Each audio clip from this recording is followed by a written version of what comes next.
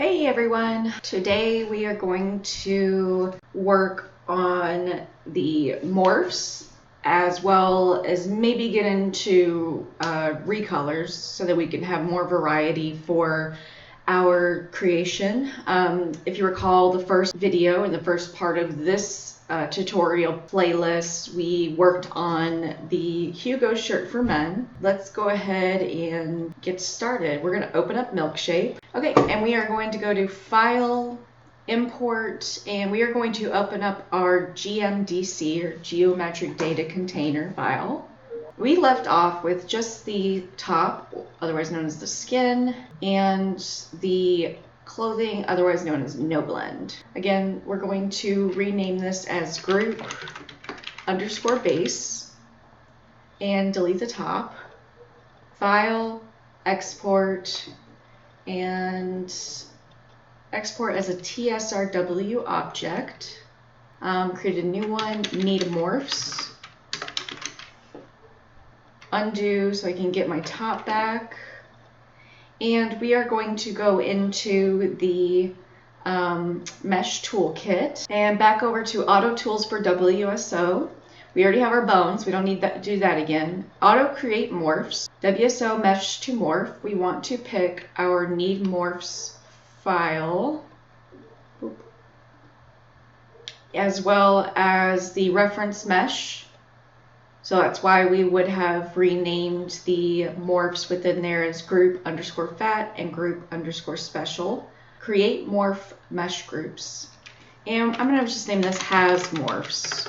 Again, name it how you'd like. So now we're done with this. Okay, so now what we're going to do is file, import TSRW object, has morphs.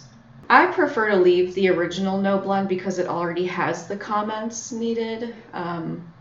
This one will now be blank, so we can go ahead and delete the group base. Now you have your fat and your group special.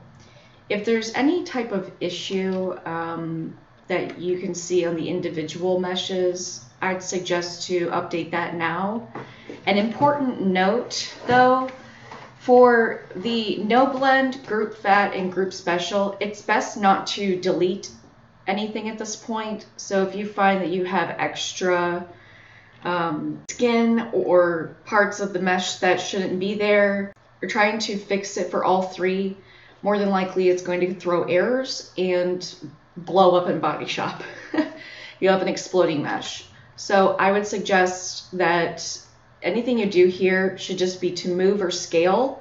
If you have to delete, start from the base mesh and go back from there. Okay, so I'm going to just take a look at the fat mesh, so I'm going to hide the rest.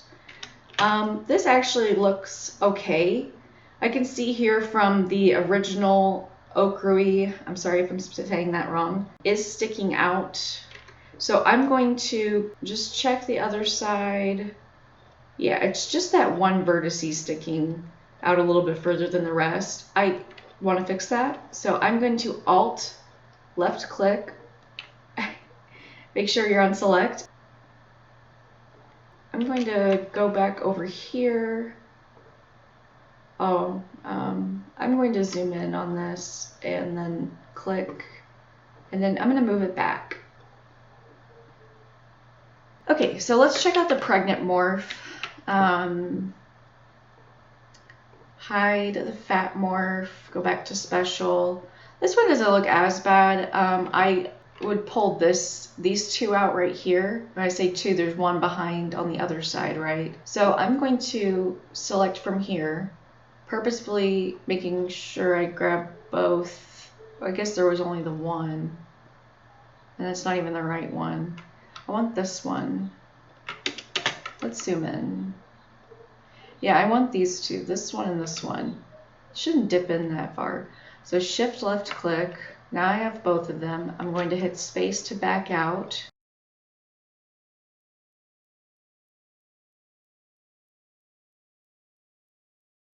Okay, I'm happy with that. The TSR workshop is great if you have a good mesh. In this case, it gave me a pretty good belly. As well, it should fit with any pair of pants.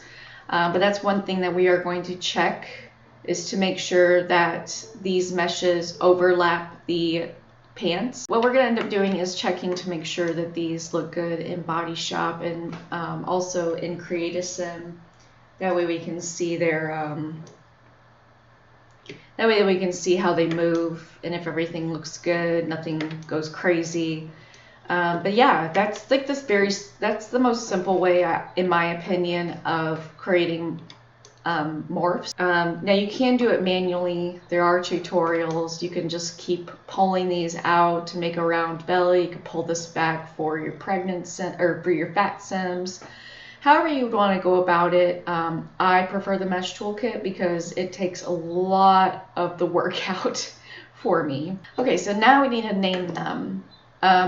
I did link in my last video Volrian's tutorial, as well as Leafa's tutorial, so you can look at those. The morph reference number, it should match the two numbers right here. So if you have 1 here, you need 0, 1 right here. You could start with 0 if you want, have a double 0. I typically will do that if my top has a morph. So I'm just going to copy this. I'm going to paste it to my original NoBlend. Game will recognize that it does have morphs attached to it, and it will have the leading 0, 1.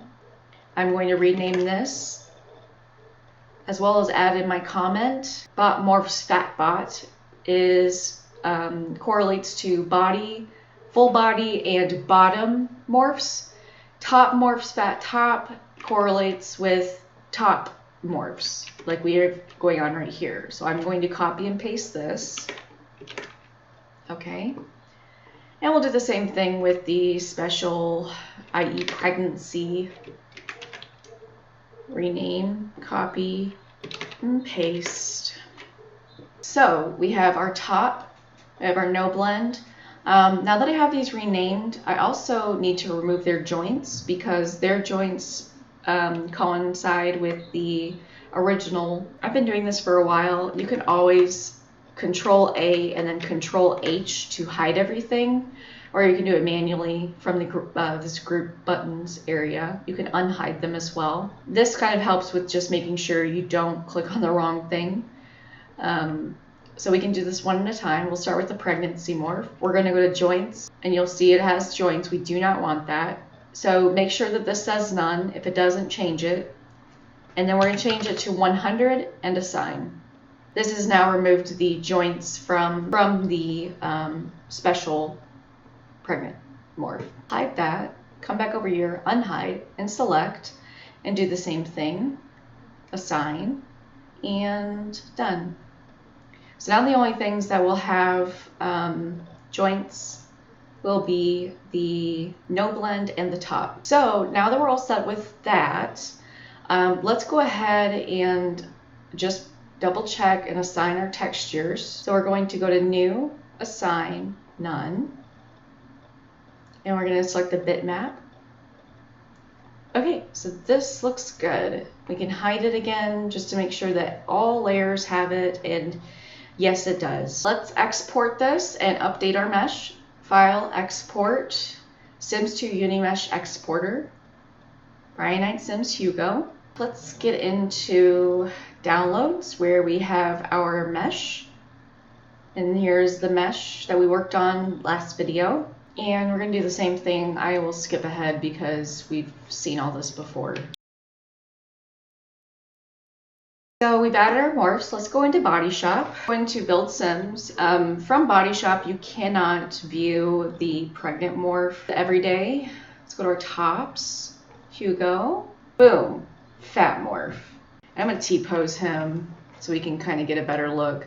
You know, I might bring this out even a little bit more just because I don't want it to bother my mesh. And I might bring it out on the sides just a little so it doesn't, you know, clip into the belt. The front looks good. It was a good call to leave it as is. Maybe I just want to pull the shirt down just a little bit. That is how to make morphs in the simplest fashion. Again, I'm going to make a couple of adjustments and I will be right back. I also brought the turtleneck part back in a little bit. I still want to add back face, but this looks good. Another thing too that I just noticed is his neck. I don't recall it being there just before. Well, I'll fix this. No issue there. This one looks fine. So it's safe to say that the pregnant morph will look fine as well. Really the only thing with the pregnant morph that changes is the front belly. The hips and the back side stay the same as your base mesh. So as long as this looks good for your base mesh, it's going to look good on your pregnant sim. Now your fat morph is pretty close to the pregnant mesh. Your pregnant mesh does come out a little bit further. It's safe to say that if your fat morph looks good, your pregnant morph will look good. We need to fix that neck. In the meantime, what I'm going to do is I'm going to keep Body Shop open real quick, and I'm going to open up Sims 4 Studio. We're close enough to a completed mesh that I'm set to move forward with it. So now that we are in Sims 4 Studio, we are going to go back to projects. If your original project is not listed here, you can always go back to My Projects and look it up. I'm going to click on my previous project, and once loaded from here, these are your available recolors. The creators will sometimes have PSDs for which you can create your own recolors using their available Photoshop PSDs. But I'm going to go ahead and work off of the current palette that we have. So I'm going to pick this color. And to be truthful with you all, I actually was not recording when I was going over this part. So unfortunately, I am going back over it. So I'm going to label this 8. We are officially done with Sims 4 Studio. I'm going to go ahead and for myself, it's easier for me to edit in Paint 3D. Loaded. And apologies for the background noise. It is lawn care day in the neighborhood and the pool is open. So I'm going to make this 1024 by 1024, and we'll just save it as a PNG. No need for bitmap now. Okay. Now I'm going to go into Create Parts, Start New Project, Create Clothing. Now, had I not had recolors already, the most important thing about this is to select the existing mesh that's already been retextured. It's going to have the mesh linked already to the recolor. So it's going to be a lot easier to do this. I'm going to go ahead and just export selected textures. You cannot copy and paste from this option here, so I just like to keep it small as far as the name and identifiable. And then from this one I can copy and paste. So I'm going to take my nifty notepad and copy our tooltip and put the number 8 at the end. We're gonna have to exit out of Body Shop now. We'll go to our saved Sims folder within the Sims 2 folder. I'm gonna open up Hugo 8. Now that it's open, we do not need to worry about the 3D ID reference file because it's already linked to the mesh. Let's go ahead and update our texture. Build DXT, open image, and number 8. We have a full rainbow, how about that? Build. Commit, okay. One thing I like to do as well is update the categories. This allows it to be other categories besides everyday. Because if you'll recall, or maybe I didn't talk about it, but within Body Shop, for tops and bottoms, you can only have everyday. So this gives you an opportunity to have it set for outerwear, formal, etc. And with LazyDuchess's new separators injector, you can pick out your other clothing for formal or outerwear as tops and bottoms. So it's actually really great. I will have a link to it. It probably will better describe mod. So MoogleSims is a great resource, especially for default meshing. But for our sake, we're going to stick to the categories. And you can have many combinations. I'm going to keep it as everyday, which is 7.